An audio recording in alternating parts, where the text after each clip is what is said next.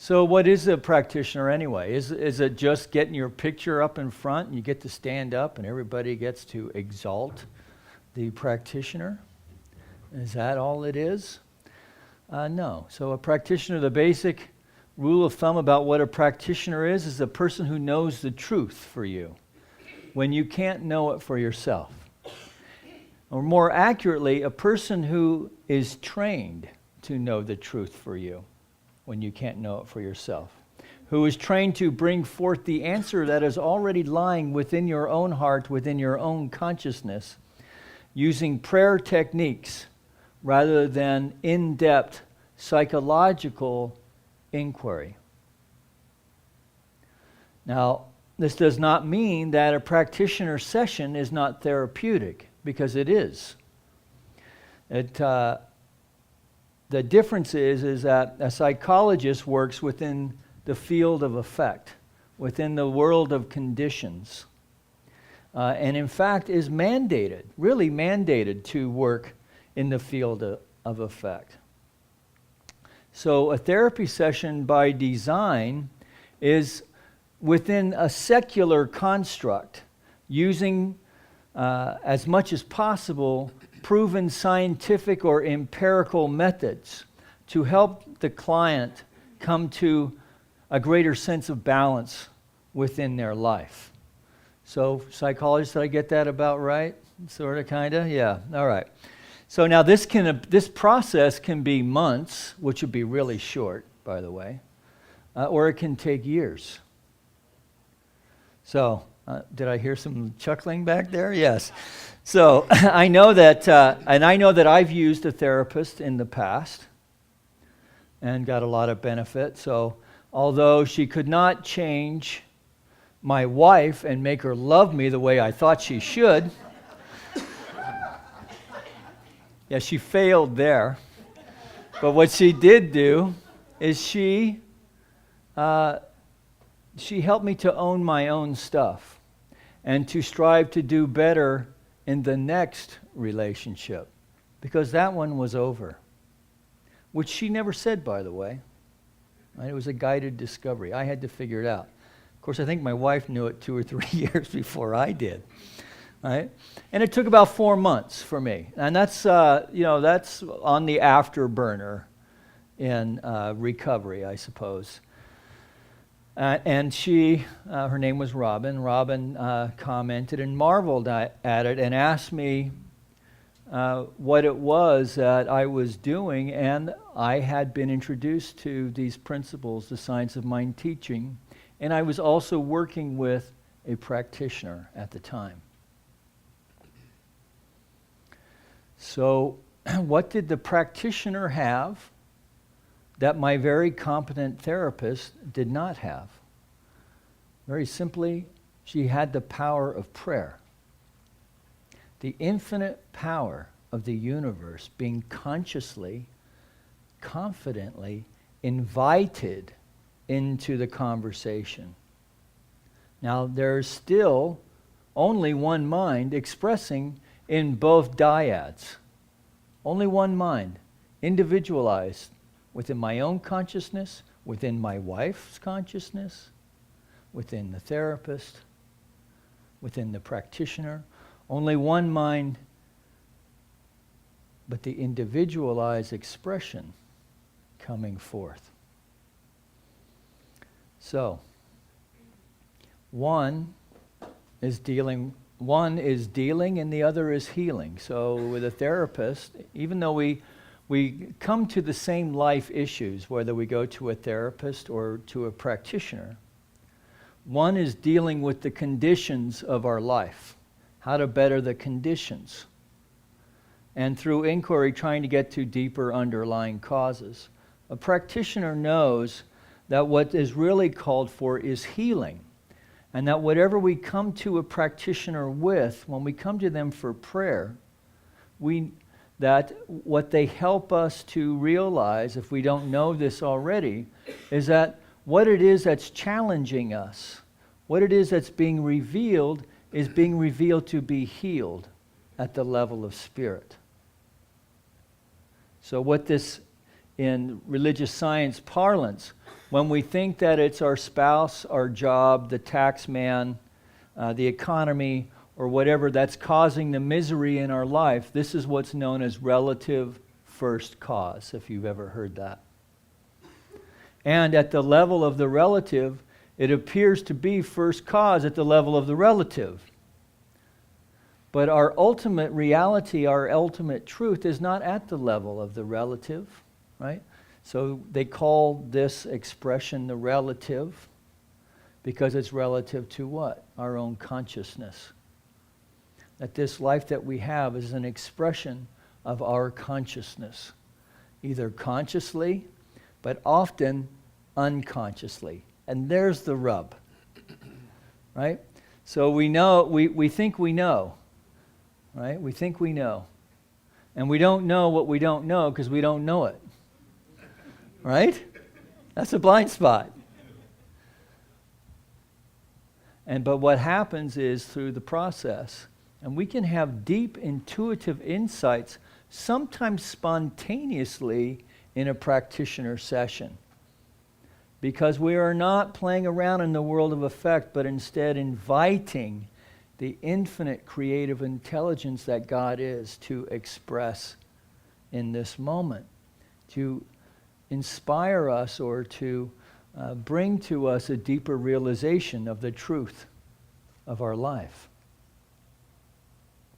So your practitioner then is trained to look beyond the condition of your life to see the greater reality of spirit and expression as your life. And this is why they have a license, right? It's not a license. It's not a license because there's so much, that we are so much greater in some way than you are, but rather that we have demonstrated the principles that we teach you. That we have gone through a series of classes, so by the time a practitioner is completed their training, they've had at least 4, if not 5 years of training and have spent maybe $3,000 or $4,000 in tuition and so forth to get there. So that's why, and it's somewhat controversial, that this is why practitioners get a fee. Now, I have to say, when I first started coming around here and it said practitioner fee, $35, I thought, what a bunch of crap that is. I'm not going to pay someone to pray for me. Are you kidding me? What kind of jive is that? What is this cult thing? Is it Scientology? And so I called the practitioner up and I said, look, I need one of those, what do you call them? One of them treatment things, whatever the hell they are. But I'm not going to pay for it because I think that's a bunch of bull-pucky. I didn't say it exactly that way. And so he just kind of said, okay, well, that's all right, if you can't. Now, I could totally afford to pay. I totally could. But I just thought it was a bunch of jive. And so I met with him, and we did a spiritual mind treatment, and I worked the treatment that he gave me. And he gave me a written treatment, and I thought, well, it's a treatment, so when I take a medical treatment, I take a medical 3 times a day with meals. So I read my treatment at every meal, and before I went to bed, I had one in my toolbox, my glove box, my back pocket, my front pocket, because I was ready to be done. Right? I was ready to be done. And so what happened was, I realized after about 2 weeks of this that I was feeling better, that I was getting over my resentment. I had had an healing. Yeah. So what happened was, I caught the guy. It was Reverend David Alt, who was in the doorway over here on the other side of the wall. And I said, it worked. Here's your money. That's how I started using a practitioner. So what did he do? Did he do some kind of woo-woo magic? No. He took, the job of the practitioner is not to get down in the hole with you, right?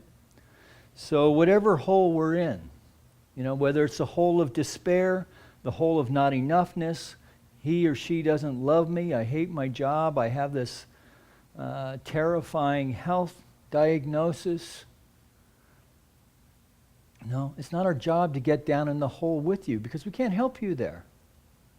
Our job is through the infinite power of the universe that your practitioner calls forth for you the power, the creativity, the love, the unseen presence, the obscene substance that is seemingly missing in your life and in mine, and knows for you and for me what is ready to be called forth right now to the level of our receptivity to it right now. This is what a demonstration is. It's an answered prayer. Maybe you're used to hearing that. It's an answered prayer. And so in a very real way, we are transformed from the whole to wholeness. Right? Whole with an H to whole with a W. Wholeness, meaning using perfect law. That it's God who's doing the work always. Now, how do they do this? Well, practitioners practice practicing. Practitioners practice practicing the presence. So that your practitioner and mine is using infinite intelligence consciously within their own life. Now, does this mean that they walk on water? I wish, right? But we have our own practitioners where we work within the challenges within our own life. Well, how does that work? Shouldn't we be enlightened? After all, we are whole, perfect, and complete, right? But it's to our understanding of it's to the level of our own understanding. So I can't see, I don't know that I don't know, because I pretty much think I know it all most of the time. But my practitioner can see be through the BS, right? Through the belief system to see the ultimate large R reality, which is God is in the mix, that all is well, that I live in an abundant universe, that I am prosperous, that I am love in expression as spirit. In fact, that I am God in expression as spirit, and that it is my divine right to go out and claim it. But sometimes I forget, and I have to go to my practitioner, who helps me to remember. So your practitioner daily uses spiritual mind treatment, contemplation, affirmations, meditation, reads affirmative material, all of these things within our own life, so that when called upon, we can be available to others. Because why? Because we know we can't give away something we haven't got. In fact, all we really have is a willingness to be a change agent for spirit, first within our own life, and then within the life of others. So if you consider, if you've made the first hurdle that there's a higher power as you understand it, that there's God, presence, spirit, whatever you want to call it. You know, we've got 10 names represented here every service, but there are thousands of names for God. That if we've made it, that hurdle, recognizing that there is some power greater than we are, then the truth is that we are, all of us, in a divine unfolding, and that we are living and breathing and having our lives are an unfolding of divine right action. And in a very real way, your practitioner has been preparing for you for that moment in time where your paths cross and you walk the path together for a while. That we are consciousness on demand. And that can be for one session, or in the case for many people, it can be a lifetime relationship, or at least one that spans years. So to quote Reverend Michael Beckwith, that people come into our lives for a reason, a season, or a lifetime. Sometimes even a moment. Right? So think about how much your life has been shifted when you've made eye contact with someone and just maybe smiled shyly. Like they caught me, been caught. And just, the lift. Right? That's what living and practicing the presence is.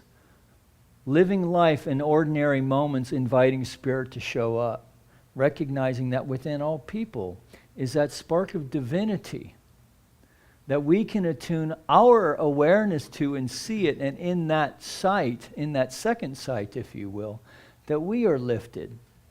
And the trippy thing about that is as we are lifted, we lift others around us. It's really a great way to live, and you don't need a license to do it, right? Because we're all practitioners.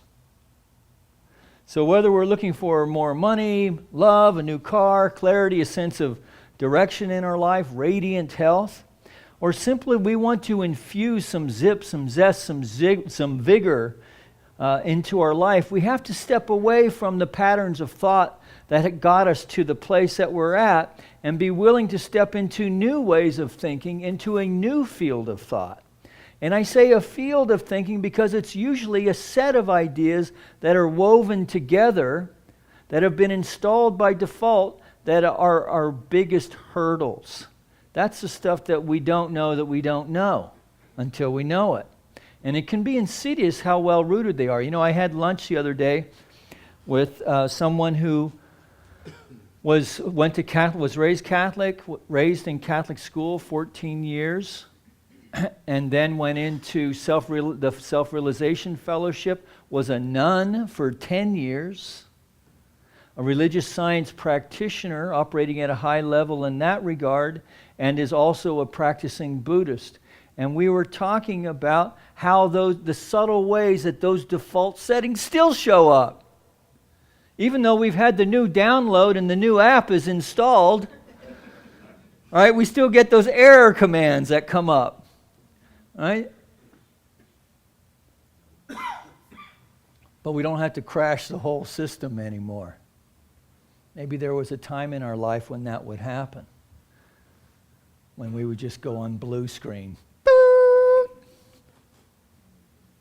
So we say around here, change your thinking, change your life, and that's all well and good as far as it goes. But often that is far easier said than done. So we've been working with Wallace Wattles. He has this to say: there is no labor from which most people shrink as they do from that of sustained and consecutive thought. Why? Because it's hard, man. Right? So we say that in religious science that conscious thought is more powerful than unconscious. And this is true. But we have to really believe that it's so. So the psychologist will tell us the inverse. So we don't fight the old thought. We're not fighting anything. We're just done wrestling the steer. Right? That we don't have to wrestle anything. We can just let go. Walk into another arena. We can be the rodeo clown instead of the guy who's getting gored one more time, doing the same stupid thing over and over again. And what's that process? The process is spiritual mind treatment, which is nothing more than consciously paying attention and methodically. It's consciously and methodically praying in a certain way, knowing that what is being revealed to be healed. And so what happens then, the apparent lack and limitation are gaps of believing that are bridged, and sometimes our practitioner, in knowing the truth for us, helps us to bridge those gaps of belief within our own consciousness. And then we demonstrate, and our lives get better and better and better. That is, we are all walking demonstrations for good. Do we get that? Right? The trick is remembering it even when we're walking through the swamp and we're up to our backside in alligators, when we're wading through it. So, Ernest Holmes puts it this way, that there is a power for good in the universe available to everyone. You don't have to earn it, available to everyone, and we can use it. So we are restored then out of the whole, taken out of the whole and restored to wholeness, so that we are balanced in body, mind, and spirit, that it's all one thing, one divine expression of God, uniquely individualized as you and as me. That's a very powerful concept. If we can really get to the point where we can understand that zip, that drive, that vigor, that power that we are seeking for, man, it's already there. We don't have to look for it. We're up before the alarm clock, even on Monday, and not with a sense of dread, but rather with a sense of excitement to meet the day. And so our old buddy JC, the way shower, he says this in Matthew, "Come to me, all you who labor and carry burdens, and I will give you rest. Take my yoke upon you and learn from me, for I am gentle and meek in heart, and you will find rest for your soul, for my yoke is pleasant and my burden light. So take my yoke upon you, learn from me, for I am gentle and meek in heart." So what is it that we're learning? That God really is all there is. That God is love and expression. That we can lay down the burden of our old thinking and live in ways that are more abundant and prosperous in everyday living. And that we have to give it away to keep it. For as Holmes observed long ago, that Jesus may be thought of as the great lover of humanity, that it was his mission to add to the concept of the law a realization that God is love, and that when we use the law of life from the highest motivation of love, we can never misuse it. So, free yourself. Free yourself. Use a practitioner. See, here's the thing about using a practitioner. Both are served. Both are served. Right? It is our deep honor to work with anyone. And interestingly, you often show up with our stuff. So the law of attraction at work. And so in working with you, we get to work within ourselves. Right? Which is where we always do our work, is within the consciousness of the practitioner. So I'm going to invite you to take a deep breath with me. And so today, for our Sunday practice, and the practice that we're going to take into the week this week, is to simply know and say within our heart of hearts, give it away, give it away, give it away now. Give it away, give it away, give it away now. That we are going to be the heart of Spirit in expression in generous and compassionate ways. And I'm not talking about the offering plate here. I'm talking about the generosity of Spirit. Well, if you want it to be the offering plate, it can be. But I'm speaking to the generosity of Spirit, the generosity of the heart, the consciousness of kindness, of loving kindness. So practice that today. Take that into your week and report back next week and let us know how you did.